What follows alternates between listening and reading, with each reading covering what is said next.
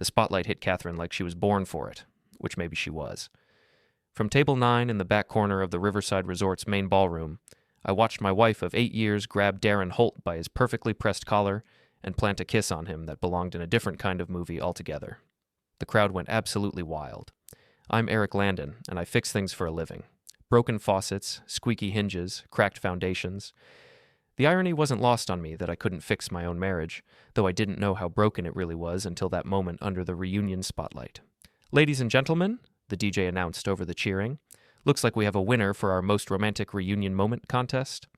Katherine pulled back from Darren, laughing that musical laugh I used to love, and wiped her lipstick from his mouth with her thumb.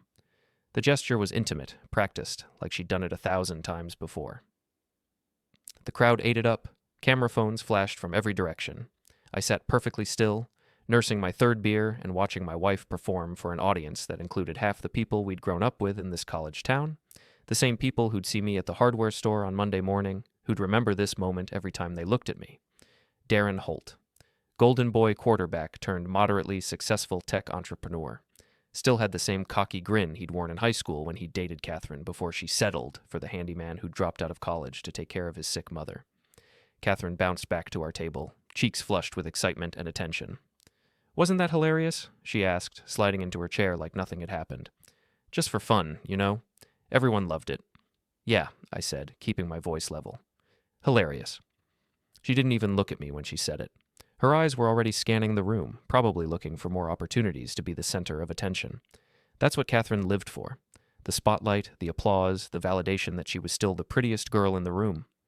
I glanced across the ballroom and caught sight of Simone Holt sitting at table 3, Darren's wife of 10 years, a quiet brunette who taught piano lessons and kept to herself. She was staring at her husband with an expression I recognized because I was probably wearing the same one. The look of someone who just had their world tilted sideways. Our eyes met for exactly 3 seconds. In that brief moment, I saw something I didn't expect. Not just hurt, but calculation. Simone Holt was thinking, and that made her dangerous. The DJ cranked up some song from 2005, and Katherine immediately grabbed Becca Morrison, her best friend since college, to hit the dance floor. Becca had been filming the whole kiss on her phone, probably already uploading it to the reunion group chat that had been buzzing nonstop for weeks. I finished my beer and watched Katherine dance. She moved like she was still 22, still the college lecturer who commanded attention in every room she entered. At 36, she could still turn heads, and she knew it. The problem was, she needed those heads to turn. Craved it like oxygen. "That was quite a show," said a voice behind me. I turned to find Coach Murphy, my gym buddy, and the only person at this reunion I actually wanted to talk to. He'd been the assistant football coach back when Darren was throwing touchdowns and Katherine was head cheerleader. Now he ran a small construction company and spotted me on bench press twice a week. "Katherine always did love an audience," I said. Murphy sat down in Katherine's empty chair and signaled the bartender for 2 more beers. "You know, I remember those 2 back in college. They were pretty hot and heavy before she started dating you." "Ancient history," I said, though something cold was settling in my stomach. "Maybe, but the way they looked at each other up there, that didn't look ancient to me." The beers arrived, and Murphy slid one across the table. "I'm probably speaking out of turn here, but as your friend, I gotta ask, you 2 doing okay?" I took a long pull from the bottle and watched Katherine laugh at something Darren was whispering in her ear as they danced. "We're fine," I lied.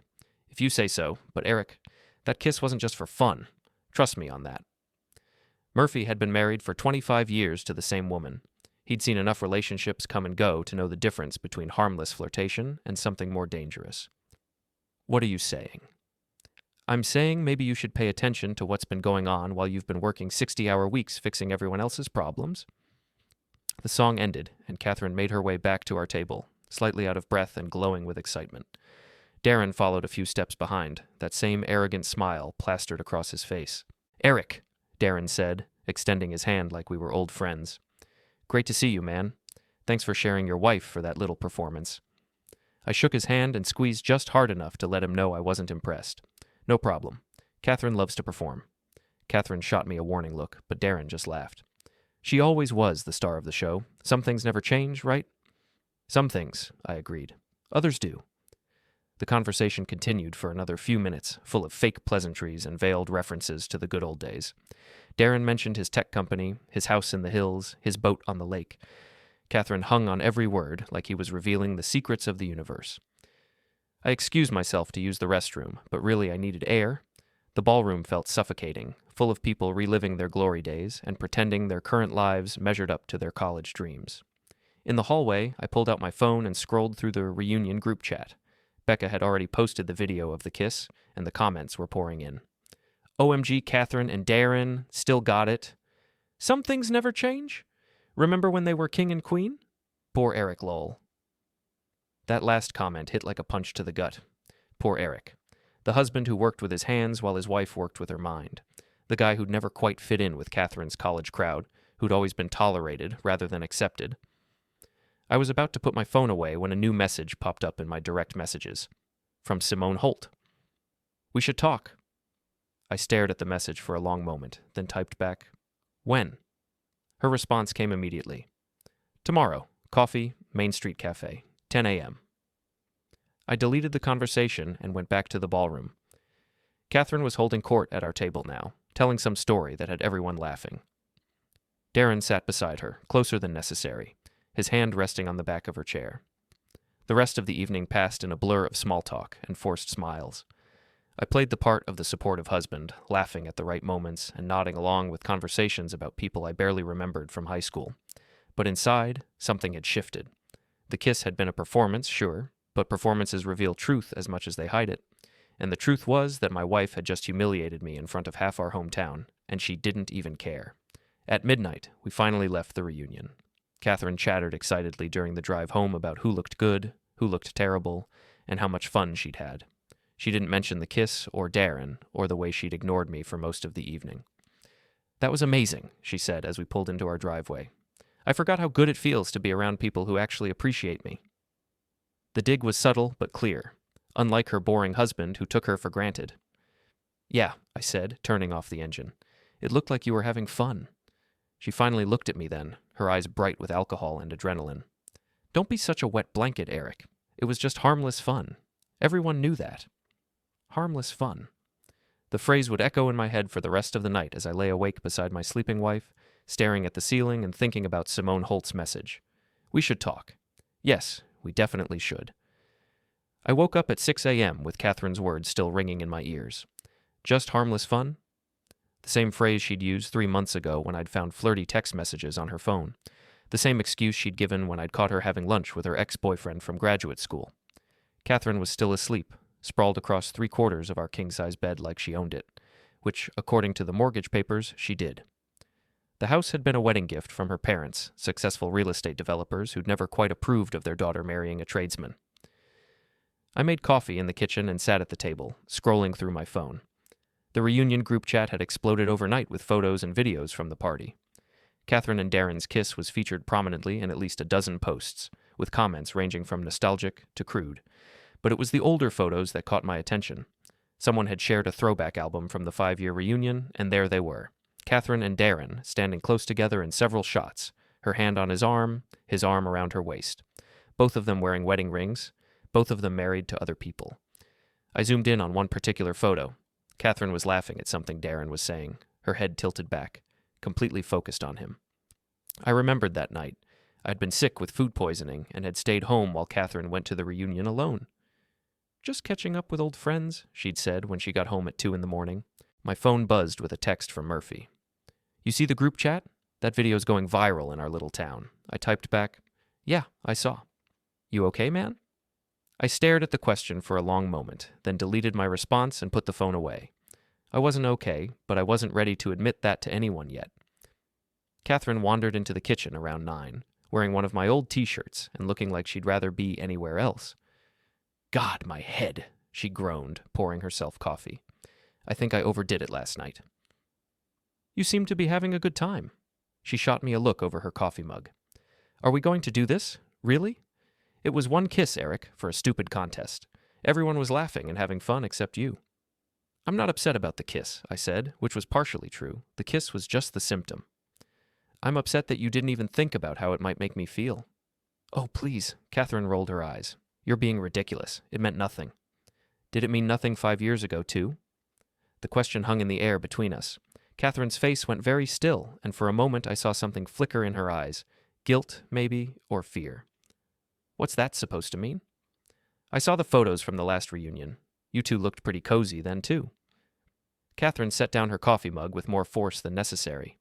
You're being paranoid. Darren and I are friends. We have history. That doesn't mean anything inappropriate is happening. Friends don't usually kiss like that. It was for the contest. The contest was for most romantic reunion moment. Think about that for a second. Katherine stared at me for a long moment, then shook her head. I can't deal with your insecurity right now. I'm going to shower. She left the kitchen, and I heard her footsteps on the stairs, then the sound of the bathroom door slamming. A minute later, the shower started running. I had 2 hours before my meeting with Simone, time enough to do what I should have done months ago. Actually look for evidence instead of accepting Katherine's explanations.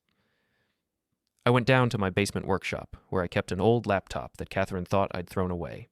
It was slow and outdated, but it still worked, and more importantly, it was still connected to our shared cloud storage account. Katherine was terrible with technology. She never deleted anything, never cleared her browser history, never thought about digital footprints. For someone so careful about her public image, she was remarkably careless about covering her tracks online. I started with her photos, going back 6 months. Most of it was exactly what I'd expect. Selfies, pictures of food, screenshots of funny memes. But then I found a folder labeled Work Events that contained photos I'd never seen before. Darren appeared in a dozen of them. Coffee dates, lunch meetings, what looked like a weekend conference at a lake resort. In every photo, they were sitting close together, touching casually, looking comfortable in a way that spoke of intimacy. The timestamps told the story. The photos went back 8 months, starting right around the time Katherine had begun working late more often, right around the time she'd started going to professional development weekends that I was never invited to. I moved on to her browser history. Katherine used Chrome and never browsed in private mode, which meant every website she'd visited was logged and synced to the cloud.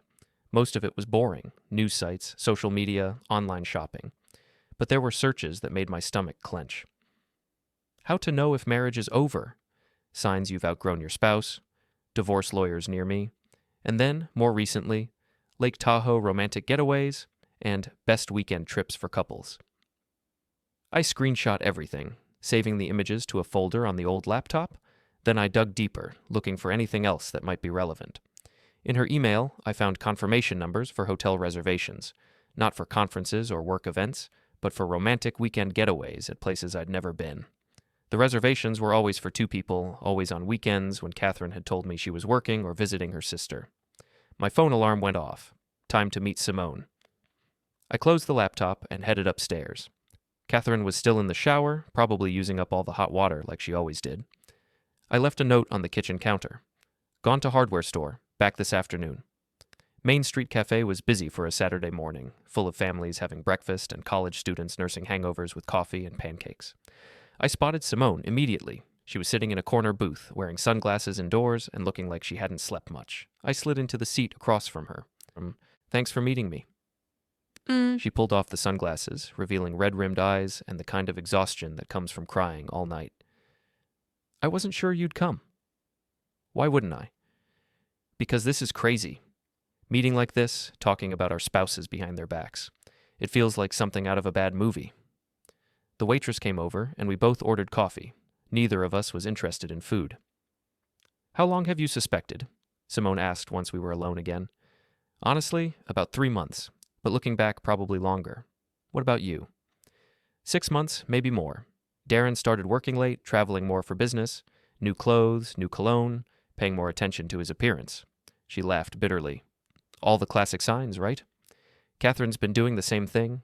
Professional development conferences, work dinners, girls' weekends that don't include any of her actual friends.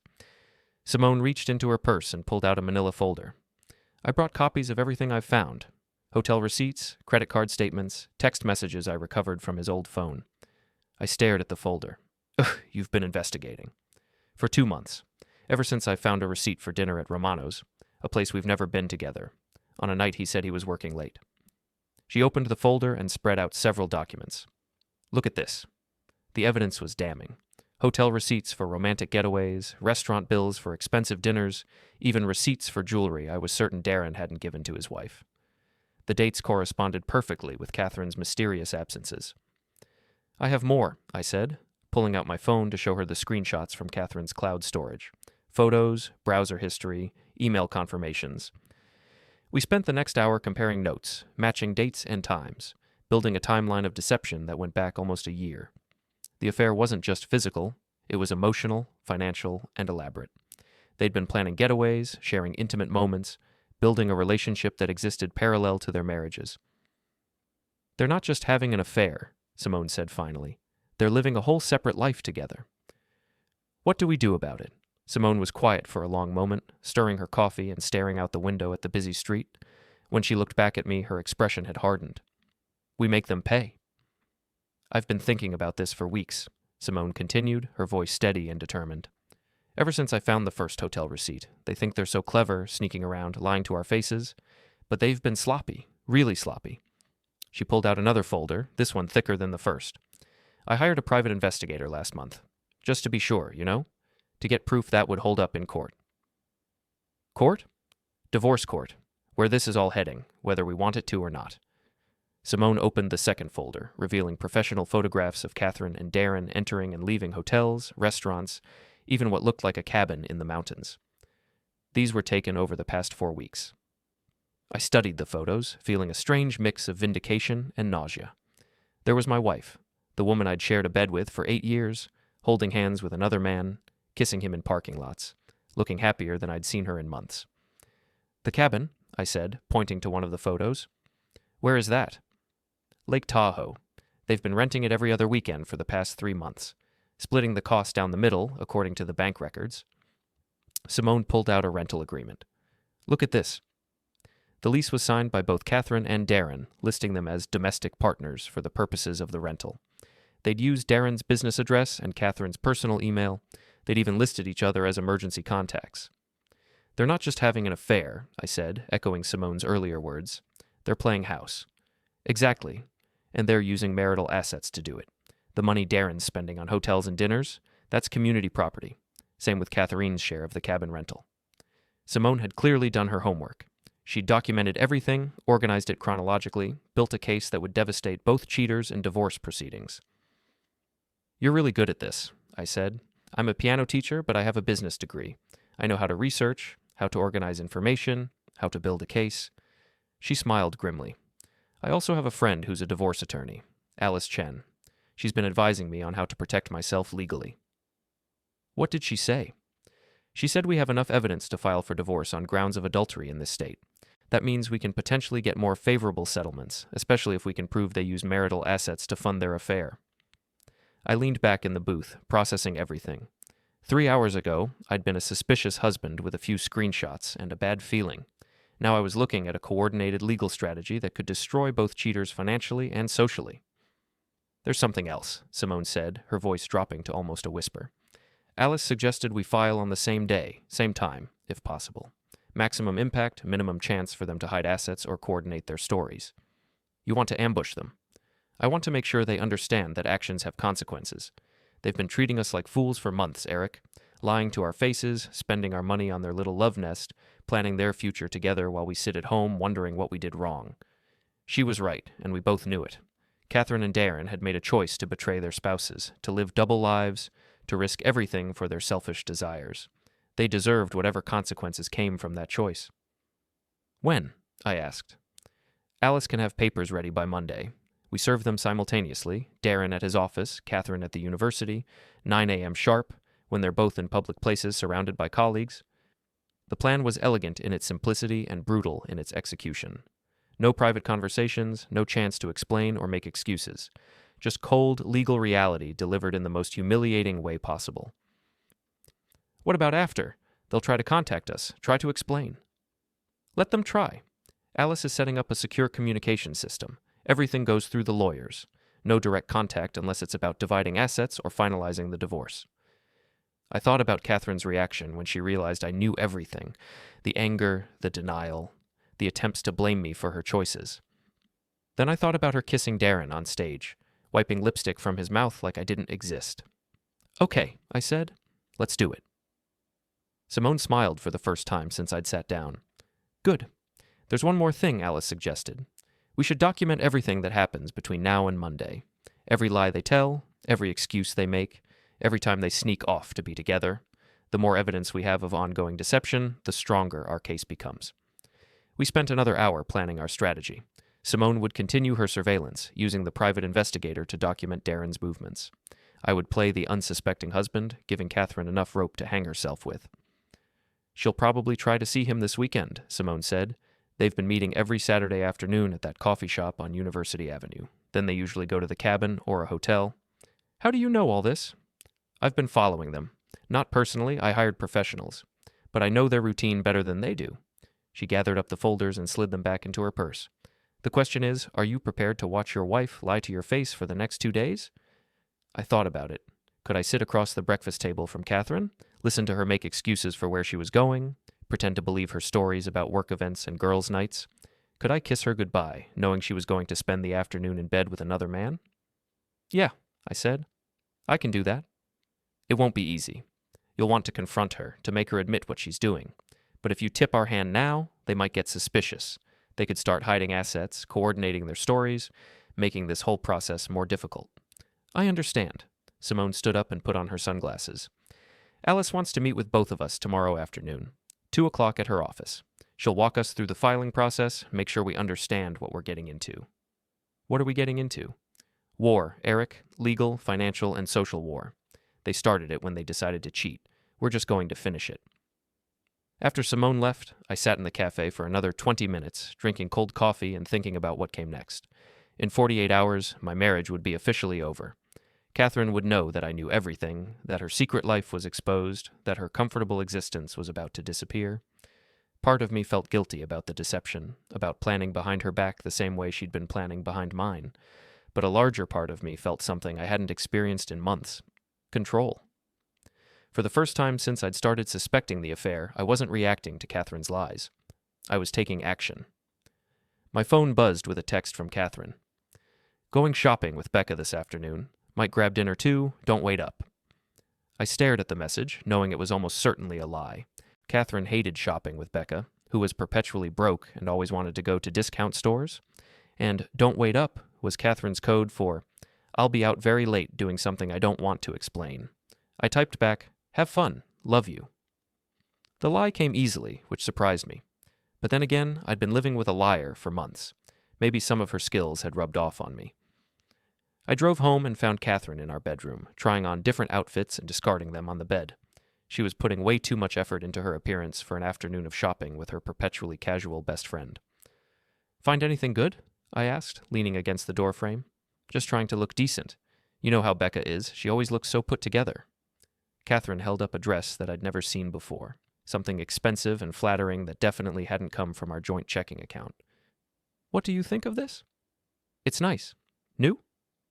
"I got it last week. There was a sale at that boutique downtown."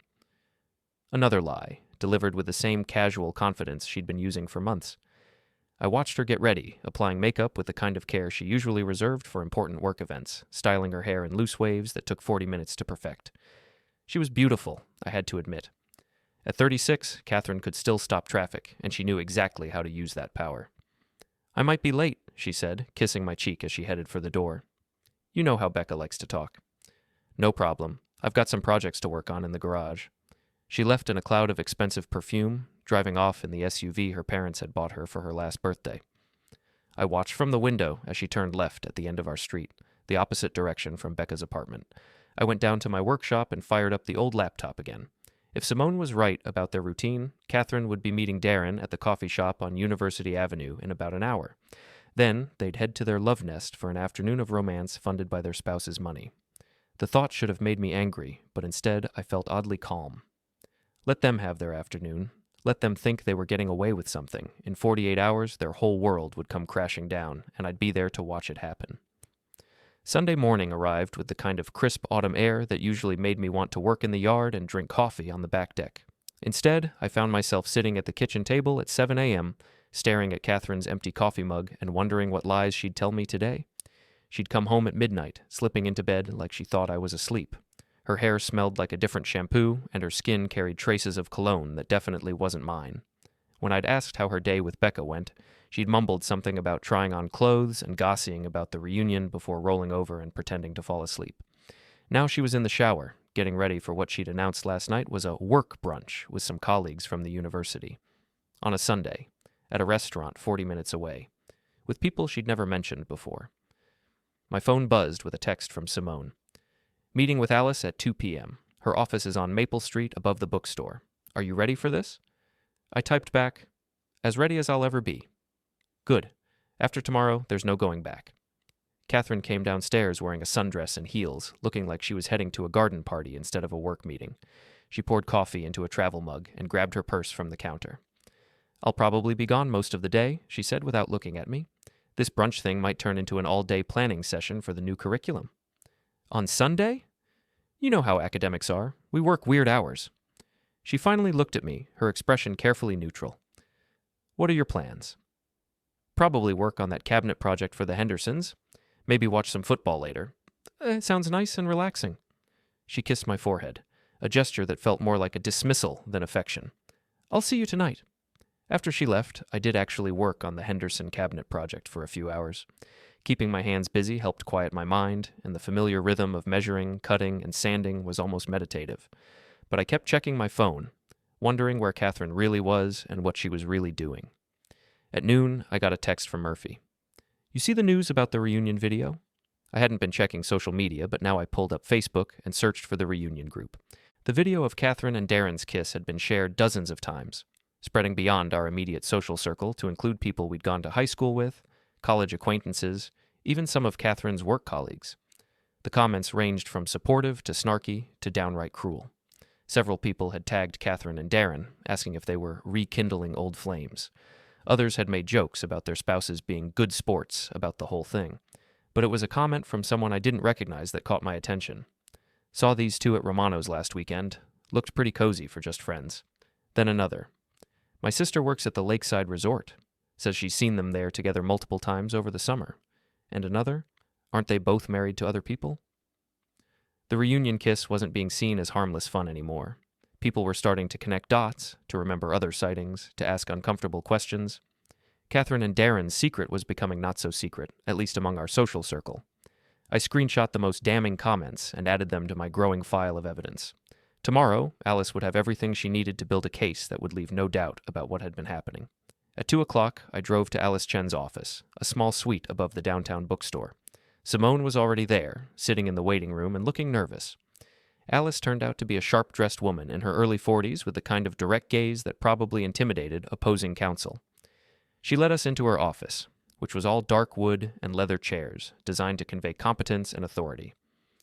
I've reviewed all the evidence you've both provided, she said, settling behind her desk with 2 thick folders. I have to say, this is one of the most well-documented cases of adultery I've seen in 15 years of practice. Is that good or bad? I asked. For you? Very good. For them? Catastrophic. Alice opened the first folder. In this state, adultery is still grounds for divorce, and it can significantly impact property division and spousal support. The fact that they used marital assets to fund their affair makes it even worse for them. She walked us through the legal process, explaining how the papers would be served, what to expect in terms of their reactions, and how to handle any attempts at contact or reconciliation. They'll probably try to minimize what happened, Alice said. Call it a mistake, claim it meant nothing, promise it won't happen again. Don't believe any of it. People who plan elaborate affairs, rent cabins together, and lie to their spouses for months don't just make mistakes. They make choices. What about the social media stuff? Simone asked, showing Alice the Facebook comments on her phone. Perfect. Public humiliation often motivates people to settle quickly rather than drag things out in court. They'll want this to go away as fast as possible. Alice made a note in her file. I'll make sure to reference the social media attention in our initial filings. We spent another hour going over logistics. Alice would have process servers at both Darren's office and Katherine's classroom at exactly 9 a.m. The papers would be identical. Divorce petitions citing adultery, with requests for favorable property division based on their misuse of marital assets. What happens after they're served? I asked. They'll probably call their own lawyers immediately. Then the lawyers will call me to try to work out a settlement. Most cases like this never make it to trial. The evidence is too damaging and the social cost is too high. How long does the whole process take? If they cooperate and don't try to hide assets, we could have everything finalized in 6 months. If they want to fight, it could take longer, but fighting will only make the evidence more public. Alice smiled grimly. Trust me, they won't want that. As we prepared to leave, Alice handed each of us a business card. After tomorrow, don't communicate directly with your spouses about anything related to the divorce. Everything goes through me. And don't let them guilt you or manipulate you into changing course. They made their choices. Now they get to live with the consequences. Simone and I walked out together, both of us quiet and thoughtful. In less than 18 hours, we'd be divorced people, our marriages officially over, our lives permanently changed. "Are you scared?" Simone asked as we reached our cars. "Terrified," I admitted, but also relieved. At least tomorrow I won't have to pretend anymore. "Me too. I'm tired of being the only honest person in my marriage." I drove home to find Katherine's car in the driveway. She was in the living room, curled up on the couch with a glass of wine and her laptop, looking relaxed and content. "How was your work brunch?" I asked. "Oh, boring academic stuff, but productive." She didn't look up from her screen. "How was your day?" "Quiet. Got some work done on the cabinet." "That's nice." We spent the evening in comfortable domestic silence, Katherine on her laptop, me watching a football game, both of us pretending our marriage wasn't about to explode. She made pasta for dinner, we talked about mundane things like grocery lists and home repairs, and she even laughed at a joke I made about the terrible play calling in the game. It felt almost normal, which made it even more surreal. In 12 hours, Katherine would discover that her secret life was no longer secret, that her comfortable existence was over, that the husband she'd been lying to had been planning his own deception. As we got ready for bed, I watched her go through her nightly routine, removing makeup, brushing her teeth, applying the expensive face cream her mother had given her for Christmas. She looked beautiful and peaceful, completely unaware that this was the last normal night she'd have for a very long time. "Eric," she said as we settled into bed. "Yeah? I love you." The words hit me like a physical blow. Did she mean them? Was she feeling guilty about her afternoon with Darren? Or was this just another manipulation, another way to keep me unsuspecting while she continued her affair? "I love you too," I said, because what else could I say? Tomorrow would bring truth. Tonight, we could both pretend a little longer. Katherine fell asleep quickly, but I lay awake for hours, listening to her breathe and thinking about everything that was about to change. By this time tomorrow, she'd know that I knew everything. She'd know that her marriage was over, that her reputation was damaged, that her comfortable life was disappearing. Part of me felt guilty about the deception, about planning behind her back while she slept peacefully beside me. But a larger part of me felt something I hadn't experienced in months. Anticipation. Tomorrow, the lies would stop. Tomorrow, the truth would finally come out. Tomorrow, Katherine and Darren would learn that actions have consequences. Monday morning started like any other. Katherine's alarm went off at 6:30, she hit snooze twice, and then stumbled to the shower while I made coffee. She emerged 20 minutes later, looking polished and professional, ready for another day of teaching literature to bored college students. "I've got back-to-back classes until 3, she said, pouring coffee into her travel mug. "Then office hours until 5. I'll probably grab dinner with some colleagues afterward." Another lie, delivered with the same casual confidence she'd been using for months. But this would be the last one. "Sounds good," I said. "I've got jobs lined up all day, too." Katherine kissed my cheek and headed for the door. "Have a good day, honey." "You too?" I watched her drive away, knowing that in 2 hours her world would collapse. Alice had confirmed via text that both process servers were in position, one at Darren's office building, one outside Katherine's classroom in the English department. At exactly 9 a.m., my phone rang. "It's done," Alice said. "Both targets have been served." Katherine was walking into her 9 o'clock lecture when the server approached her. Darren was getting coffee in his office lobby. How did they react? About what you'd expect. Shock, denial, anger. Katherine tried to argue with the process server, claiming there had been some mistake. Darren just stood there looking like he'd been hit by a truck. I felt a strange mix of satisfaction and sadness. Satisfaction that the lies were finally over, sadness that it had come to this. What happens now? Now we wait. They'll call lawyers, probably try to reach out to you and Simone directly. Don't answer. Let them panic for a while. It'll make them more likely to settle quickly. Alice was right. My phone started ringing 20 minutes later, Katherine's number flashing on the screen. I let it go to voicemail, then it rang again and again. The text messages started after the 4th missed call. "Eric, call me right now. There's been a huge mistake. This is insane. We need to talk immediately. I can't believe you would do this without even discussing it with me. You're being manipulated by that woman. Can't you see that?" I turned off my phone and went to work. I had 3 jobs scheduled. a kitchen faucet repair, a deck staining project, and installing new shelves in someone's home office. Keeping busy would help me avoid the temptation to answer Katherine's calls or second-guess what I'd done. But I couldn't stop thinking about her reaction to being served. The shock, the denial, the immediate assumption that she could talk her way out of it. Even now, faced with legal documents and evidence of her affair, she was trying to control the narrative. At lunch, I turned my phone back on to find 17 missed calls and 43 text messages.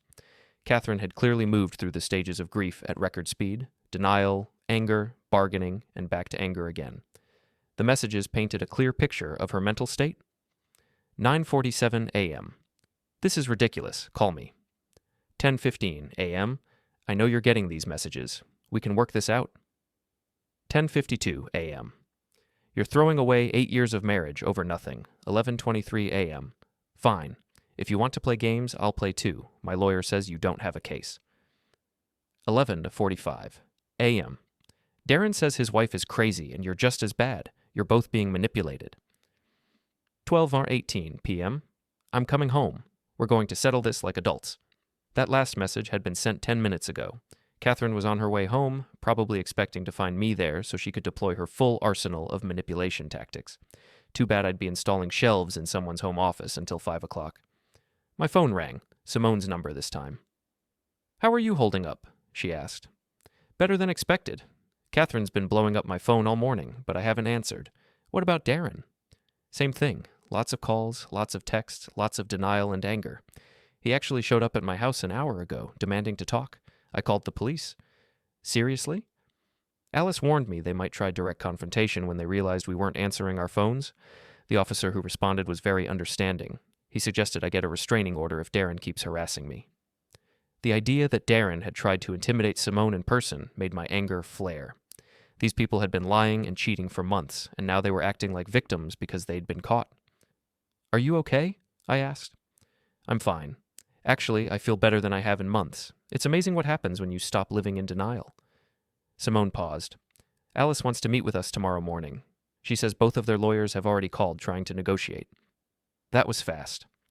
Apparently, adultery cases with this much evidence don't leave much room for maneuvering. They want to settle before this gets any more public than it already is. After we hung up, I finished my afternoon jobs and drove home, curious to see if Katherine had followed through on her threat to come home and settle this like adults. Her car was in the driveway, and I could hear music playing inside the house. I found her in the living room, dressed in the outfit she'd worn on our first date, with candles lit and a bottle of wine open on the coffee table. "Finally," she said, standing up with a smile that looked forced. "I was starting to think you were avoiding me." "I was working." "Of course you were, always working." She moved closer, and I could smell her perfume, the same scent she'd worn when we first met. "Eric, we need to talk about this morning, about this whole misunderstanding." "It's not a misunderstanding, Katherine."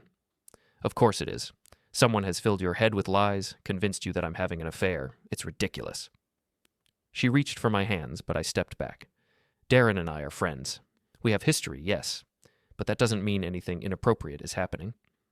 I've seen the evidence, the photos, the hotel receipts, the cabin rental agreement. I know about everything." For just a moment, Katherine's mask slipped, and I saw genuine fear in her eyes. But she recovered quickly, switching tactics. "Okay, fine. Maybe Darren and I have gotten a little too close lately. Maybe we've made some mistakes. But it's not what you think, Eric. It's not some grand affair. We're just confused, going through a rough patch in our marriages." "A rough patch that involved renting a cabin together for 3 months? That was just a place to talk, to figure things out. Nothing happened there." The lie was so blatant, so insulting to my intelligence that I almost laughed. "Katherine, I have photos of you kissing him in the parking lot of that cabin. I have credit card records showing you bought lingerie for your talking sessions. Stop lying." Her expression hardened. "You had me followed? You hired a private investigator?" "I didn't have to. You were sloppy. You left digital footprints everywhere, used joint credit cards for your romantic getaways, stored photos in our shared cloud account. For someone so smart, you were remarkably stupid about covering your tracks." Katherine stared at me for a long moment, probably realizing that her usual tactics weren't going to work. The tears, the seduction, the gaslighting, none of it was effective against someone who had actual evidence. "Fine," she said finally. "Yes, I've been seeing Darren. Yes, we've been intimate. But it's not what you think, Eric. It's not about not loving you. It's about feeling alive again, feeling desired, feeling like someone actually sees me. So this is my fault. Not your fault. But you have to admit, we've grown apart. We want different things, have different interests. We're not the same people we were when we got married. So you decided to cheat instead of talking to me about it. I decided to explore my feelings for someone who understands me, who appreciates me, who makes me feel like the woman I used to be. Katherine's voice was getting stronger, more defiant. I'm sorry you found out this way, but I'm not sorry it happened. There it was. The truth, finally. No more lies, no more excuses, no more manipulation. Katherine had chosen Darren over our marriage, had chosen deception over honesty, had chosen her own desires over our shared commitment. Good, I said, because now you're free to explore those feelings without lying to me about it. Eric, please. We can work through this. Couples survive affairs all the time.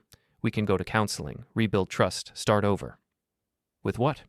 You've been living a double life for months, spending our money on your boyfriend, planning a future that didn't include me. What exactly would we be rebuilding? Katherine was crying now, but they weren't the manipulative tears she'd used in the past. These were tears of genuine desperation, the tears of someone who'd finally realized that actions have consequences. I made a mistake, she said. A terrible, stupid mistake. But it's over now. I'll end things with Darren. We'll move past this. We'll be stronger than before. It's too late for that. It's not too late. It's never too late if we both want to save our marriage. I looked at her, beautiful, desperate, finally honest, and felt nothing but sadness. Not anger, not betrayal, not even disappointment. Just sadness for what we'd lost, for what we'd never really had. The problem is, Katherine, I don't want to save our marriage. Not anymore. She stared at me in shock. What? I've spent months wondering what I did wrong, how I could fix us, how I could make you happy again. But you know what I realized? I can't make you happy. Nobody can. You'll always need more attention, more validation, more excitement than any one person can provide. That's not true. Isn't it? How long before you get bored with Darren too? How long before you need someone new to make you feel alive? Katherine didn't have an answer for that, which was answer enough. The divorce papers are filed, I continued. My lawyer has all the evidence of your affair. Your reputation at the university is probably shot. News travels fast in academic circles. Your parents are going to be mortified when they find out. And Darren? He's dealing with his own angry spouse and his own legal problems. You're being cruel. I'm being honest. For the first time in months, we're both being honest. I moved toward the door. I'm staying at Murphy's place tonight. I'll be back tomorrow to pack some things. After that, all communication goes through the lawyers. Eric, please don't do this. Please don't throw away everything we built together. I paused at the door and looked back at her one last time. You already threw it away, Katherine. I'm just cleaning up the mess. As I drove to Murphy's house, I felt something I hadn't experienced in months. Peace. The lies were over. The pretending was finished. Tomorrow would bring lawyers and negotiations and the messy business of dividing up a life, but tonight I could finally breathe. My phone buzzed with one last text from Katherine. I'm sorry. For everything. I believed her. But sorry wasn't enough to fix what she'd broken. Sorry wasn't enough to rebuild trust that had been shattered by months of deception. Sorry was just another word, and Katherine had used up all her words. The reckoning was complete. Now came the consequences.